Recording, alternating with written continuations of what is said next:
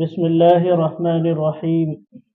الحمد لله رب العالمين والعاقبة للمتقين والصلاة والسلام على رسوله محمد وآله وصحبه أجمعين. أما بعد، فقد قال الله تبارك وتعالى في كتابه المجيد: أعوذ بالله من الشيطان الرجيم. بسم الله الرحمن الرحيم. انما يوفى الصابرون اجرهم بغیر حساب. صدق اللہ العظیم. محترم بزرگوں، حاضرین اور عزیز ساتھیوں، میں نے قرآن پاک کی آیت کا ایک ٹکڑا جو ہے وہ آپ کے سامنے پڑھا ہے.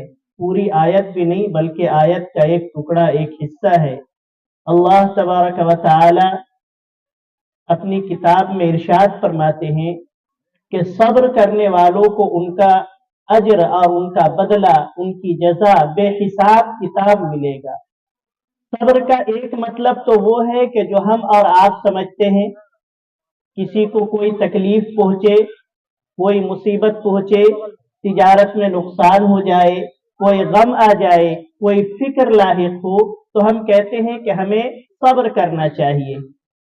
صبر کا عام مفہوم جو ہمارے ذہن میں ہے وہ یہی ہے، لیکن صبر کا مفہوم شریعت میں اتنا ہی نہیں ہے، بلکہ صبر کا مفہوم اس سے زیادہ وسیع اور اس سے زیادہ بڑا ہے. رمضان المبارک سے اس آیت کا کیا تعلق ہے؟ وہ حدیث پاک کے اندر آتا ہے. حضرت سلمان فارسی رضی اللہ عنہ کی روایت ہے کہ جب رمضان المبارک کا مہینہ قریب آ چکا ہوتا تو اس سے 1 یا 2 دن پہلے جناب نبی کریم صلی اللہ علیہ وسلم صحابہ کے مجمع کو خطاب کرتے تھے، ان سے کچھ باتیں کہا کرتے تھے. اس میں سے ایک یہ بھی تھا، ایک لمبی حدیث ہے جو حضرت سلمان فارسی کی روایت ہے، صحیح ابن خزیمہ کی روایت ہے. اس میں ایک ٹکڑا جو آ رہا ہے وہ ہوا شہر الصبر. یہ مہینہ جو ہے رمضان المبارک کا مہینہ، یہ صبر کا مہینہ ہے. آگے دوسرا ٹکڑا جو آپ نے ارشاد فرمایا وہ شہر المواسات، غمخواری کا مہینہ ہے، ایک دوسرے کے ساتھ ہمدردی کرنے کا مہینہ ہے. اور پہلا ٹکڑا جو ہے اس کا وہ یہی ہے کہ یہ صبر کا مہینہ ہے. صبر کن چیزوں پر کیا جائے گا؟ تو علماء نے صبر کی کئی قسمیں لکھی ہیں، یہ ساری چیزیں صبر میں داخل ہیں. ایک صبر تو وہی ہے جو ہم نے بتایا کہ انسان کو کوئی تکلیف، کوئی مصیبت پہنچے اور انسان اس پر کیا ہے، صبر کر لے، اللہ تعالیٰ کے فیصلے پر راضی رہے کہ جو تکلیف ہمیں پہنچی ہے وہ اللہ تعالیٰ کی تقدیر اور اس کی قضا سے پہنچی ہے، ہمیں اس پر خوش رہنا چاہیے، راضی رہنا چاہیے. فطری طور پر جو غم ہے، جو افسوس ہے، وہ تو ہر انسان کو ہوتا ہے، ہر انسان کے پاس دل موجود ہے. تو فطری غم یہ صبر کے خلاف نہیں ہے. فطری غم ہر انسان کو ہوتا ہے. انسان کی آنکھ سے آنسو بھی بہتے ہیں غم کے موقع پر، یہ بھی صبر کے خلاف نہیں ہے. صبر کے خلاف یہ ہے کہ انسان اللہ تعالیٰ کے فیصلے پر راضی نہ ہو، زبان سے ایسی کوئی بات کہہ دے کہ جو تقدیر کے خلاف ہو. یہ صبر کا ایک مفہوم ہے. دوسرا صبر کا جو دوسرا مفہوم ہے، جو رمضان المبارک میں جو ہمیں سب سے زیادہ جس کی ضرورت ہے، وہ ہے صبر علی الطاعت، یعنی عبادات اور نیکیوں پر جمے رہنا. انسان نیک کام کر رہا ہے، نمازیں پڑھ رہا ہے، عبادات کر رہا ہے، تلاوت کر رہا ہے، ذکر و اذکار کر رہا ہے، تو وہ اس پر کیا ہے، جمع ہوا ہے، پابندی کے ساتھ کر رہا ہے. یہ نہیں کہ ایک دن تراویح پڑھ لیا اور ایک دن غائب کر دیا، ایک دن نماز پڑھی تو 50 رکعت پڑھ لیا اور دوسرے دن وہ بھی سب ختم کر دیا. یہ صبر نہیں ہے.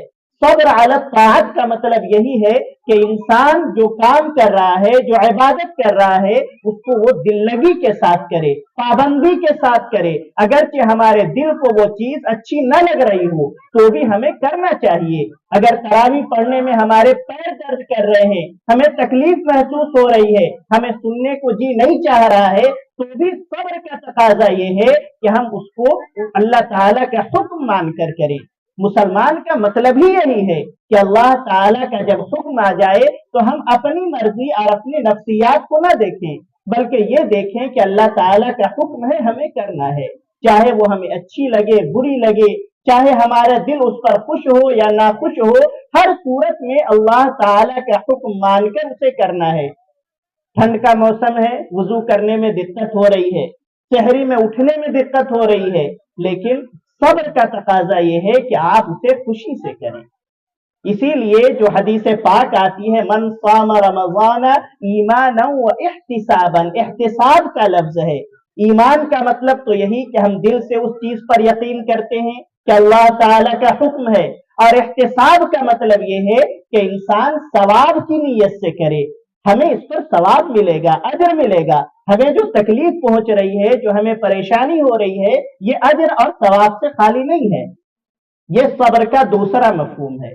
اور صبر کا تیسرا مفہوم صبر علی الطاعت، اور اسی طریقے سے صبر عن المعصیت، یعنی گناہ کی چیزوں سے رک جانا، یہ بھی صبر کا ایک درجہ ہے۔ انسان کا دل چاہتا ہے کہ وہ غلط چیزوں کو دیکھے، انسان کا دل چاہتا ہے کہ وہ سود کا کاروبار کرے، بظاہر اس میں نفع ہے، بظاہر نفع کہہ رہا ہوں، بظاہر نفع ہے، انسان کا جی چاہتا ہے کہ وہ اور غلط کام کرے، لیکن وہاں پر صبر کا تقاضا یہ ہے کہ انسان اس گناہ سے اپنے آپ کو روک لے۔ حدیث پاک کے اندر آتا ہے والمہاجر ما ہجر ما نہى اللہ عنہ، مہاجر اسے کہتے ہیں کہ جو اللہ تعالی کی منع کردہ چیزوں سے خود کو روک لے۔ انسان ادھر جا رہا تھا لیکن اس کو اللہ تعالی کا حکم یاد آ گیا اور اس نے خود اپنے آپ کو اس چیز سے روک لیا۔ تو یہ صبر کے 3 درجے ہیں، اور یہ تینوں درجے جو ہیں یہ رمضان المبارک میں اسے ہمیں اپنے اوپر نافذ کرنا چاہیے کہ صبر علی الطاعت بھی ہو ہمارے اندر، اسی طریقے سے صبر عن المعصیت یعنی گناہ کی چیزوں سے اپنے آپ کو روک لینا، یہ صبر بھی ہونا چاہیے۔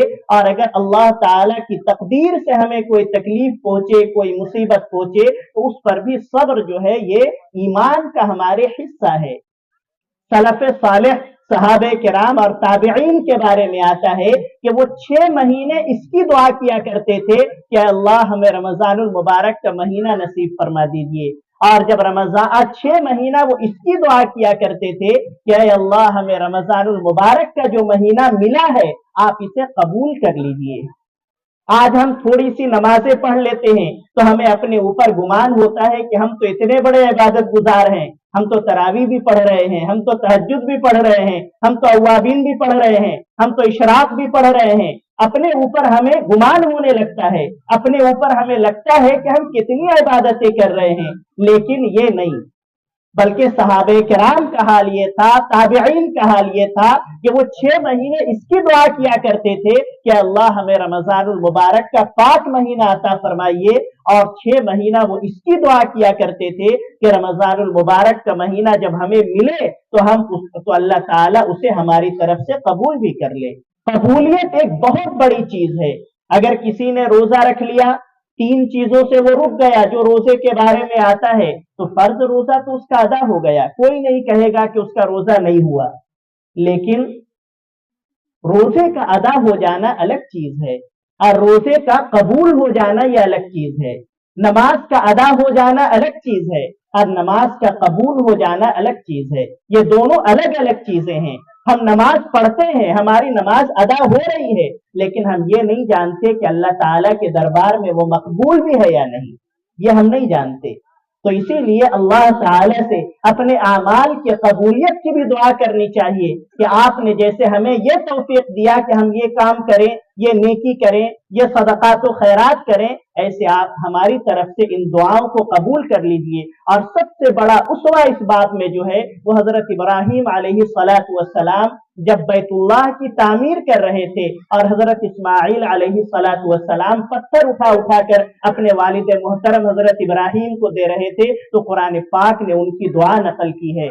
قرآن پاک میں ربنا تقبل منا انک انت السمیع العلیم، باپ بھی نیک، باپ بھی ولی، باپ بھی نبی، بیٹا بھی نبی، اور کام بھی اللہ تعالیٰ کے لیے کر رہے ہیں، لیکن ساتھ ہی ساتھ وہ کیا کر رہے ہیں؟ دعا کر رہے ہیں، اے اللہ ہماری اس کام کو قبول کر لیجئے۔ تقبل کا لفظ ہے، جو عربی زبان جانتے ہیں وہ سمجھیں گے کہ تقبل کا کیا مطلب۔ یہ نہیں کہہ رہے کہ قبول کر لیجئے، بلکہ کہہ رہے ہیں کہ ہمارے عمل اس لائق نہیں ہے کہ قبول کیا جائے، لیکن پھر بھی ہم آپ سے کہتے ہیں کہ قبول کر لیجئے۔ ہماری حالت کو دیکھتے ہوئے قبول کر لیجئے۔ یہ حضرت ابراہیم کا حال ہے، حضرت اسماعیل علیہ السلام کا حال ہے۔ تو ہمیں اپنا درجہ دیکھنا چاہیے کہ ہم کہاں ہیں، ہم کس درجے میں ہیں۔ ہم تھوڑے سے عبادت کر کے اپنے کو سمجھتے ہیں کہ ہم بہت بڑے ولی ہو گئے، اور دوسرے کو ہم کمتر اپنے سے سمجھنے لگتے ہیں، تو اس سے جو ہم نے تھوڑا بہت کیا وہ بھی ہمارا عمل بیکار ہو گیا۔ تو عبادات کے لیے اللہ تعالی کی توفیق ضروری ہے۔ ایک کسی عالم سے پوچھا گیا کہ میں نے نماز پڑھی، کیا وہ ہماری نماز قبول ہو گئی؟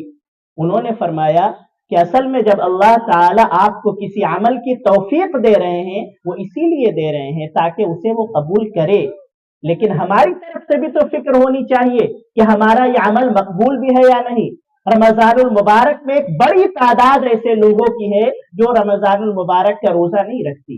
امام بخاری رحمت اللہ علیہ کا مذہب یہ ہے کہ اگر جان بوجھ کر رمضان المبارک کا ایک دن کا روزہ کوئی چھوڑ دے، پوری زندگی اگر وہ روزہ رکھے تو بھی اس کی قضا نہیں ہو سکتی۔ بخاری کا مذہب یہی ہے۔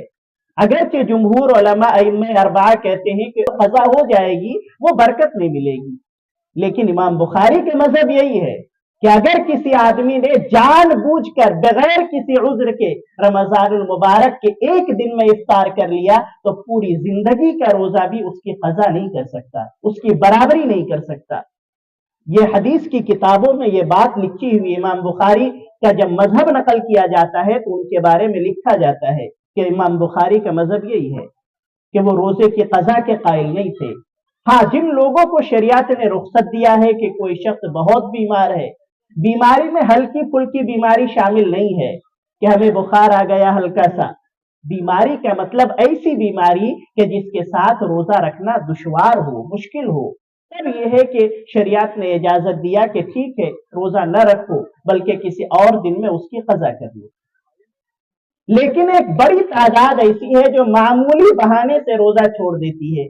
کوئی کہتا ہے کہ ہمیں فلاں بیماری ہے، کوئی کہتا ہے ہمیں فلاں بیماری ہے، لیکن دنیا کے سارے کام وہ اچھی طرح کر رہے ہیں، دنیا کا کوئی کام ایسا نہیں ہے جو ان سے چھوٹتا ہو، لیکن روزے کے بارے میں جب باری آتی ہے، روزے کا موقع جب آتا ہے، وہ کہتے ہیں ہم تو بیمار ہیں، ہم تو روزہ رکھ نہیں پاتے، روزے میں ہمیں تکلیف ہوتی ہے۔ روزے میں تکلیف ہر ایک کو ہوتی ہے۔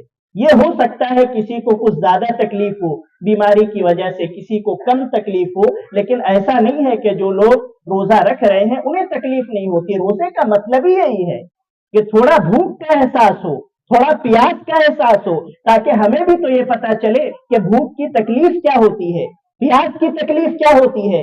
جب ہر وقت ہمارا پیٹ بھرا ہوگا ہم کیسے بھوکے کا درد سمجھیں گے، کیسے ہمیں یہ احساس ہوگا کہ پیاس کی تکلیف کیا ہوتی ہے۔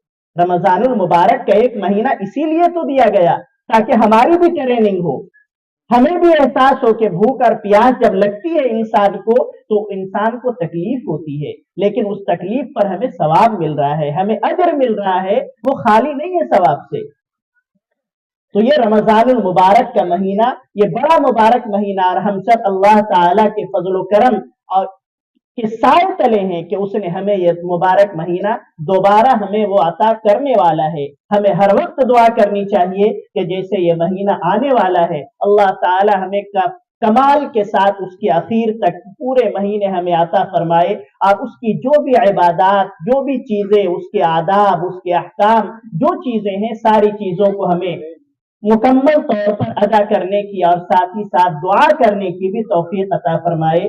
وقت چونکہ کم ہے، میں انہی چند باتوں پر اپنی تقریر ختم کرتا ہوں۔ وآخر دعوانا ان الحمد للہ رب العالمین۔